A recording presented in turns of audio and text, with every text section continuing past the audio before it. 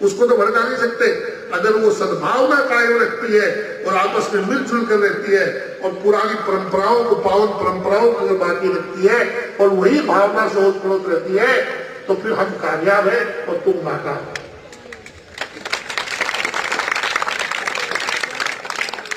इसलिए हम देश में जनता की अदालत में आए।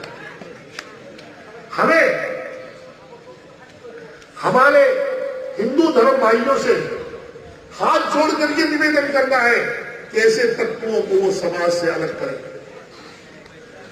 और बड़ा भाई का अपना रोल निभाए, बड़े भाई का अपना रोल निभाए, अपनी जिम्मेदारी अदा करें। ये समय है इस देश पर।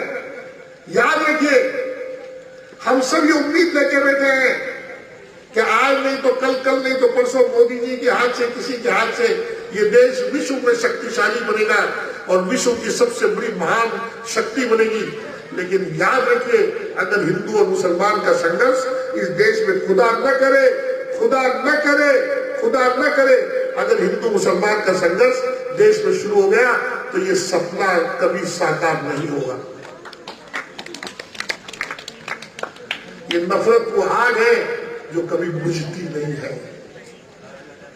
मोहम्मद अली जिन्ना ने नफरत की आग लगाई थी, भारत मां का बंटवारा हो गया। आपने दुनिया में कभी मां का बंटवारा नहीं सुना होगा।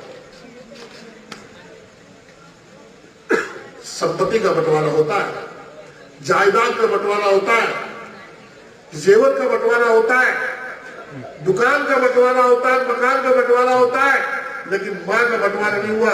इस नफरत की आग ने इस धरती पर यह संभव कर दिया कि मोहम्मद अली जिन्ना ने जो आग लगाई थी, यहूदियों का एजेंट था, यानी उसने भारत मां का बंटवारा कर दिया और एक मां के दो टुकड़े कर दिए और एक टुकड़े को दूसरे टुकड़े के सामने खड़ा कर दिया। अगर आज भारत एक होता, अखंड होता, तो कितनी बड़ी शक्ति होती, कितनी बड़ी ताकत होती, अब दुनिया में किसी को आवाज कर देखने की नौबत नहीं आती। ये संघर्ष हमें टालना है। अगर विश्व में भारत को शक्तिशाली बनाना है तो ये संघर्ष टलना चाहिए और सबकी तरक्की और भलाई और जिंदगी इसमें है। इकबाल ने कहा है, अल्लामा इकबाल ने कहा है कि एक गजल कही है उसने, नया शिवाना, कि दिल की बस्ती बहुत दिनों से वीरान पड़ी है, दिल की बस्ती बहुत दिनों से वीरान पड़ी है, आओ इसके अंदर एक नया शिवाना बनाए, आओ इसके अंदर एक नया शिवाना बनाए। आगे इकबाल कहता है, शांति भी शक्ति भी, शांति भी शक्ति भी, यानी अमन भी और ताकत भी, शांति भी शक्ति भी भक्तों के गीत में है। शांति भी शक्ति भी भक्तों के गीत में है, यानी भारत मां के भगत क्या गीत गाते हैं, उसके अंदर है समझ में शांति और शक्ति। अगर प्यार और प्रेम और सद्भावना, मोहब्बत और भाईचारे के गीत अगर भक्त गाते हैं तो समझिए यहाँ शांति भी है और शक्ति भी है। और अगर वो गीत उल्टे पुल्टे गाते हैं, इसके धर्म को गाली दी, उसके धर्म को गाली दी, इसका मंदिर तोड़ा, उसकी मस्जिद तोड़ी, इसकी टांग खींची, उसका हाथ खींचा, इसकी दाढ़ी खींची, तो समझ लो भैया ना शांति है और ना शक्ति है। तो शांति भी शक्ति भी भक्तों के गीत में है। इस धरती के वासियों की, धरती के रहने वाले, धरती के वासियों की मुक्ति परीत में है। अगर परीत है तो धरती के वासियों की मुक्ति है, फिर वो मुक्त है, मुक्ति मिल जाएगी। तो मेरे भाइयों, जरूरत इस बात की है कि देश में अमन हो, शांति हो, और वो होगा उसकी बुनियादी की जो है, बुनियादी चाबी वो है सद्भावना, एकता। तो हमारा देश एक रहेगा, अखंड रहेगा। हिंदू और मुसलमान को मोहम्मद अली जिन्ना ने लड़ाया था और उसने ये कहा था कि जब आज लड़ रहे हैं तो ये कल तुम्हारे साथ न्याय नहीं करेंगे, इसलिए तुम अलग देश ले लो। यानी उसकी बात गलत हो गई। जो रह रहे हैं उनको अमन मिल रहा है और जो चले गए उनके बाद वो अमन के लिए तरस रहे हैं। ये कहकर लड़ाया था और यही कहकर लड़ा करके अगर आज दोबारा संकट शुरू हुआ तो इस देश को टूटने से कोई रोक नहीं सकता। ये आज शुरू कर लो, 40 साल बाद देख लेना, चाहे 100 साल बाद देख लेना। अगर देश को एक रखना है, अखंड रखना है, तो उसके लिए सबसे बड़ी जरूरत है कि हर धर्म का आदमी और विशेष तौर पर हिंदू और मुसलमान दोनों मिलकर एक साथ उसी पारंपरिक और पावन भाईचारे के साथ रहे और आपसी सम्मान के साथ रहे, सौहार्द के साथ रहे, अच्छी और नेक भावनाओं के साथ रहे, जिस तरह हम हमेशा से हजारों बरस से रहते आए। ये आज की हमारी इस मीटिंग का उद्देश्य है और ये हम कर रहे हैं, इसलिए अच्छा हमें इस लोगों का स्नेह मिल रहा है और हम देश में फिर रहे हैं। इससे देश जुड़ेगा, मजबूत होगा, अच्छी भावनाएं पैदा होगी और संघर्ष टलेगा और वो लोग बेखुद पर आएंगे। उनको नाकाम करने का यही रास्ता है। अगर सरकार अपना काम करती और कानून अगर अपना अमल करता तो हमें शायद आप तक आने की, आपको तकलीफ देने की जरूरत नहीं पड़ती। यानी हमारा संगठन भारत में 100 साल से कार्य कर रहा है। भारत की आजादी में हमारा लीडिंग रोल है। भारत के संविधान के निर्माण में हमारी भूमिका है। पाकिस्तान में और साइमन कमीशन के बाइकाट में हमारा सबसे बड़ा रोल है। गांधी जी के दाढ़ी मार्च में हमारा बड़ा रोल रहा है। पाकिस्तान के हिंदुस्तान के बंटवारे के बाद हिंदुस्तान में रहना हमने कबूल किया, इज्जत से रह रहे हैं और यहाँ के हिंदू भाइयों के साथ मिलकर के इंसाफ की, भाईचारे की, मोहब्बत की लड़ाई लड़ रहे हैं, मिलजुल कर रह रहे हैं और चलते रहेंगे। इसी भावना के साथ हम आगे काम करेंगे। यानी यही हमारा भारत में संदेश है, प्यार है, प्रेम है। हम ये चाहेंगे कि मंच हमारी मदद करे, सभी हिंदू लोग बड़े भाई का रोल निभाएं, आगे आए, अमन और शांति और नफरत के फैलाने वालों को अलग करें, अमन और शांति के पक्षधरों का साथ दें ताकि अमन और शांति फैले, लोग खुश रहें, मेहनत करें, आगे बढ़ें और एक आदमी बेकार की बातें न सोचकर अपना काम कर जिम्मेदारी निभाकर देश के विकास में योगदान दे और देश आगे बढ़ेगा, शक्तिशाली बनेगा, प्रगति आएगी, सबका भला होगा, सब सुखी रहेंगे और हर धर्म पनपेगा, हर बात आगे बढ़ेगी। यानी मिलजुल कर रहेंगे। इसी संदेश के साथ, इसी बात के साथ आपने इतनी देर तक मेरी बात को सुना, उसके लिए मैं आपका बहुत धन्यवाद करता हूँ और शुक्रिया अदा करता हूँ। शुक्रिया खुदा हाफिज़। माशाअल्लाह। अभी हम तमाम हज़रात हमारी तहसील के शाही इमाम हजरत मौलाना मोहम्मद सिद्दीक साहब जामा मस्जिद के इमाम से जो है दरख्वास्त करूंगा कि वो आए और अपनी जो है तकरीर पेश फरमाएं।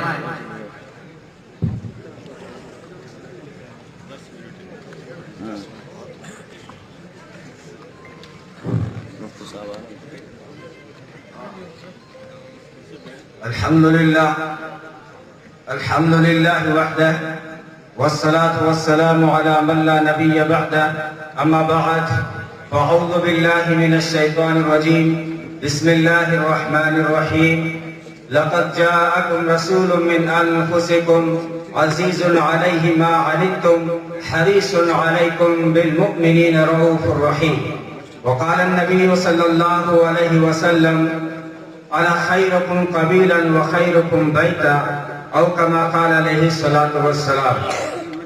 जनाब सदर, काबिल सद एहतराम उलमाए किराम, हमायदीन इलाका, कायदीन मिल्लत, दानिशवरान कौम और भादरा के गयूर नौजवानों और मुसलमानों, मोहतरम दोस्तों, बुजुर्गों और अजीज भाइयों, अल्लाह तबारक व तआला के मैं ये याद दिलाने के लिए खड़ा हुआ हूँ कि सीरतुन नबी कॉन्फ्रेंस भी है आज इसी मजलिस में, तो जो है बेशुमार उसके इनामात और एहसानात हैं कि उसने हमें अपने महबूब और अपने हबीब सल्लल्लाहु अलैहि वसल्लम के ताल्लुक से जमा होने की तौफीक अता फरमाई। दोस्तों, हमारे लिए ये बड़ी खुशकिस्मती और खुशबख्ती और सआदत की बात है कि हमारी जिंदगी के कुछ लम्हात, शब रोज की चंद साआत और हमारी हयात के चंद औकात अल्लाह के रसूल सल्लल्लाहु अलैहि वसल्लम की याद में गुजर जाए। जिक्र हबीब कम नहीं वस्ल हबीब से। कई अजीम कारनामों के साथ ये सआदत भी अल्लाह ने जमीयत उलमाए हिंद को बख्शी कि रेगिस्तान और राजस्थान के रेगजारों, सहराओं, करियों, देहातों और शहरों में जा जाकर मोहम्मद अरबी सल्लल्लाहु अलैहि वसल्लम की सीरत के जलवों से और सिराज मुनीर की किरणों से यहाँ की कसाफत को लताफत से बदलने की कोशिश की है। अल्लाह इन्हें बेहतरीन बदला अता फरमाए। दोस्तों, मुझे भी यही हुक्म मिला है मुख्तसर वक्त में उस सैयद इंसोजा सरवरे लाला रुखा माहे खूबा शहनशाह हसीना सरखेल जमाला ततिम्मा दौरा जीशान आली शान हजरत मोहम्मद मुस्तफ़ा सल्लल्लाहु अलैहि वसल्लम की सीरत के कुछ संगरेजे, उनकी सीरत की चाशनी से कुछ शीरीनी निकाल कर और उस बहरे बेकरां से चंद मोती निकाल कर आपके दामन में सजाऊं। लेकिन दोस्तों, ये मौजू ऐसा वसी समंदर है, एक ऐसा बहरे बेकरां है कि कोई फकीर, कोई अदीब, कोई मुफक्किर, कोई मुहक्किक, कोई कलमकार, कोई राइटर, कोई शहकार, कोई फनकार, कोई सीरत निगार इससे पार न कर सका। सबको थक कर, हार कर, शिकस्त तस्लीम करके कहना पड़ा, थकी है फिक्र रसा और मदह बाकी है, कलम है आबला पा और मदह बाकी है, तमाम उम्र लिखा और मदह बाकी है, वर्क तमाम हुआ और मदह बाकी है।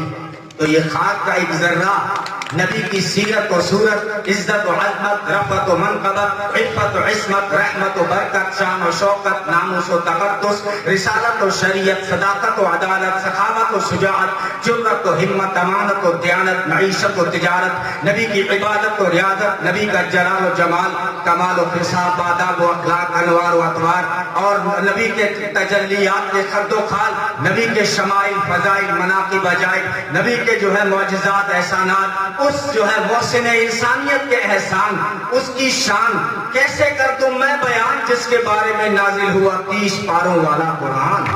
अम्मी आयशा ने फरमाया, कान खुलुक़ुहुल कुरान, सारा कुरान मेरे नबी की सीरत है।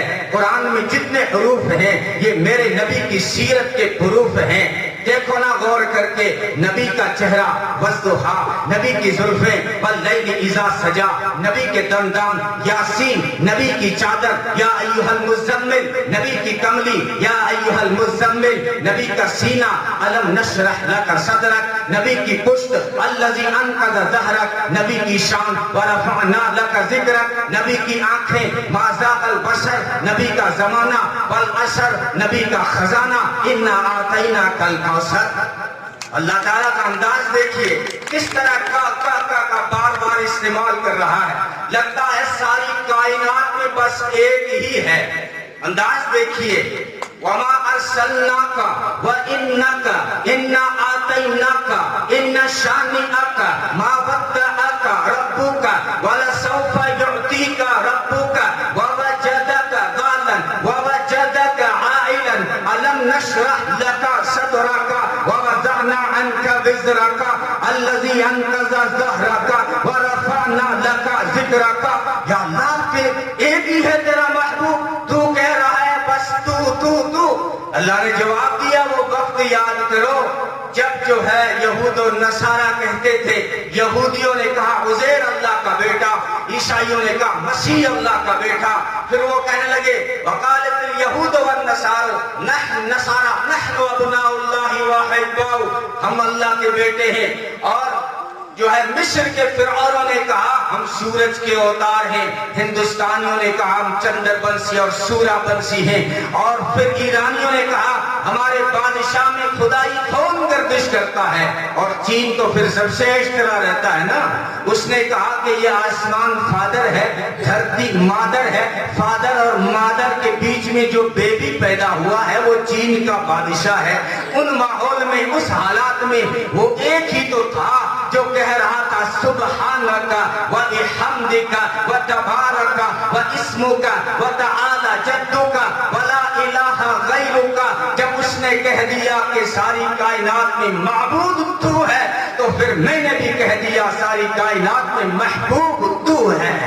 बस मैं आखिरी पैगाम दे रहा हूँ दोस्तों, जमीयत उलमाए हिंद का जो मकसद था वो ये था, तौहीन रिसालत के वाक़यात जब दुनिया में बढ़ रहे हैं तो जमीयत ने ये इरादा किया और हर बड़ी सआदत की तरह ये सआदत भी जमीयत उलमाए हिंद की झोली में चली गई। मैं सलाम करता हूँ उस कायद को, मेरे को, उस जो है मर्द मुजाहिद को, इस मर्द सिकंदर को, वो मर्द सिकंदर जिसके अंदर हजारों समंदर, वो समंदर जिसके अंदर हजारों सिकंदर, रब ने जिनको बख्शी है सलाहियत फिक्री, यानी मौलाना अब्दुल वाहिद खत्री। इनकी मेहनतें हैं, दुआ फरमाए अल्लाह इनको सेहत व आफियत के साथ इनका साया ता देर हमारे सरों पे कायम रखे। आखिरी पैगाम दे रहा हूँ, वमा अरसलनाका इल्ला रहमतल लिल आलमीन, मेरे महबूब मैंने आपको सारे जहानों के लिए रहमत बना के भेजा है, सारी जहानों के लिए, सारी कहकशाओं के लिए, सारे इंसानों के लिए, सारे जिन्नातों के लिए, मलाइकों के लिए, हैवानों के लिए, जमादात के लिए, नबातात के लिए, अर्ज़ व समावात के लिए, हैवानात के लिए, हशरातुल अर्ज़ के लिए, बहर व बर के लिए, शम्स व कमर के लिए, जिन्न व बशर के लिए मेरा नबी रहमत बन के आया। सारे इंसानों के लिए, मर्दों के लिए, औरतों के लिए, माओं के लिए। मैंने कहा भी पिछले प्रोग्रामों में, धरती पे मुझे ऐसा कोई धर्म दिखा दो जिसने किसी औरत के कदमों में जन्नत रखी हो। ये इस्लाम है जिसने कहा औरत जब बेटी होती है उसके सर पे इज्जत की चादर होती है, औरत जब बहन बनती है उसके सर पे इस्मत की चादर रहती है, औरत जब बीवी बनती है उसके सर पे वफा की चादर रहती है, लेकिन जब औरत माँ बनती है तो जन्नत माँ के कदमों के नीचे आ जाती है। ये मैंने ये भी कहा कि पुरानी हिस्ट्री खंगालो, मोहम्मद अरबी से पहले भी और उनके बाद भी कोई ऐसा आया जिसने धरती वालों को ये नारा दिया हो, आकुल अजीर अजरहु कब्ल अन यजिफ़ अरक़हु, कि मजदूर का पसीना सूखने से पहले पहले उसकी मजदूरी दे दिया करो, वरना लोग हक खाया। मेरा नबी जानवरों के लिए भी रहमत बन के आया, हिरनी ने आके शिकायत की, ऊंट ने आके शिकायत की, हक दिया गया परिंदों के लिए। अब्दुल्लाह बिन मसूद ने कहा चिड़िया के बच्चे पकड़ लिए, वो परेशान हुई, नबी ने फरमाया बेचारी के बच्चे छोड़ दो, वो परेशान हो रही है। मेरा नबी परिंदों के लिए रहमत बन के आया, चींटियों के लिए भी रहमत बन के आए।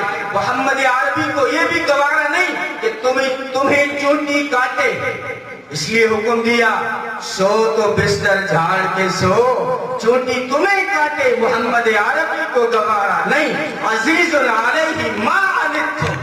और फिर ये भी कहा अपने पेशाब की धार में चोटी को गर्क मत करो। कहा अल्लाह के रसूल क्या खड़े हो जाए, कपड़े नापाक हो जाएंगे?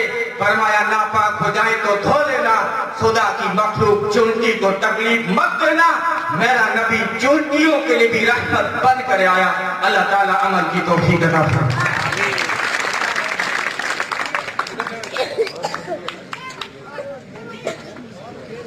माशाअल्लाह, मौलाना ने जो है दिल बाग बाग कर दिया माशाअल्लाह। लोगों के अंदर, हमारे भाइयों के अंदर सुस्तियां छाई हुई थी, लेकिन मौलाना ने चंद ही मिनटों के अंदर हमारे दिलों को मुनव्वर कर दिया। अल्लाह तबारक व तआला से दुआ करें कि मौलाना की उम्र के अंदर अल्लाह बरकतें अता फरमाए।